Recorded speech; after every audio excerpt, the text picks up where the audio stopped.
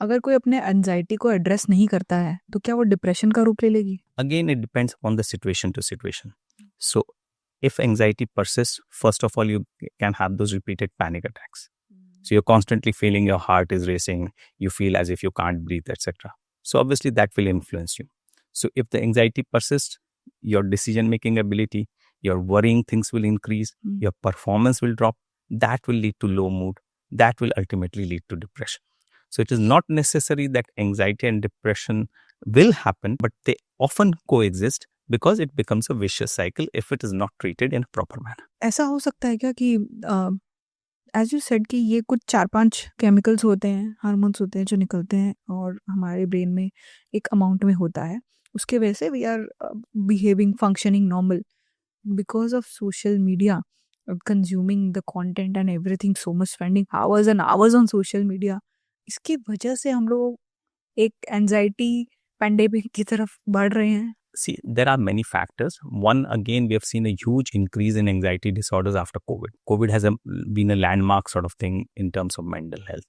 We have seen a huge trigger in terms of anxiety and depression and all the sort of things. When we talk about social media, again, it depends upon what you're consuming. There is an entity, in fact, called Facebook depression. Really? Yes. So what happens when you're looking at social media? You're seeing someone very happy, going out on a very good family vacation in a foreign land, etc. And you start comparing. उसने Ferrari खरीदी है, उसने BMW खरीदी है, and you start comparing yourself to others. That causes the problems. That's where the anxiety, the depression, and the other mental health problems start coming in. So it depends upon whether you're using the social media responsibly. There are good aspects to social media, there are bad aspects to social media as well. In children, we often find that because of using social media in a huge amount, their attention concentration goes. So they are unable to focus. They are unable to study. That will cause anxiety.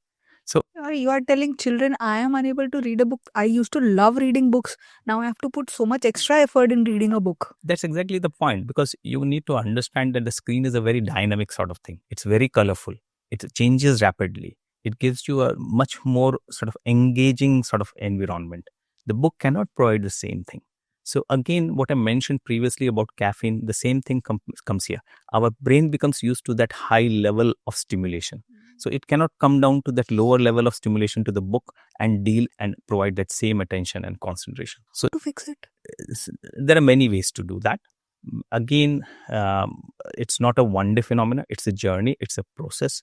So we recommend that you should be able to use the screen in a proper manner, in a regular manner where it's helpful, but it does not cross the boundaries. So if you use screen, we often say that take a break after 30 minutes, 45 minutes. Don't continue going on using it for a long period of time, so that the brain knows कि नहीं मेरे को और भी कुछ करना है, केवल screen ही नहीं है. So that is one of the ways. To try not to use it for non-essential purposes. If you feel that doom scrolling. So if you feel that no, you're spending time just for the sake of spending time on the screen, try to avoid it. Most of us are working with gadgets nowadays. We can't help it. Our lives have become used to the gadgets. If you have to use it essentially, please use that. But have non-screen times as well. So the essential part is to having non-screen time as well. Like previously, we would play Ludo, chess, etc. We would go out and play sports. But we're not engaging in those activities anymore. So build up a routine where you're doing those sort of activities where you're not using the screen as well. And the third thing is, again, there are exercises which we recommend. Like there are exercises which we call attention and concentration building exercises. So those can be done to help improve your attention and concentration when you feel that because of the screen you're losing that.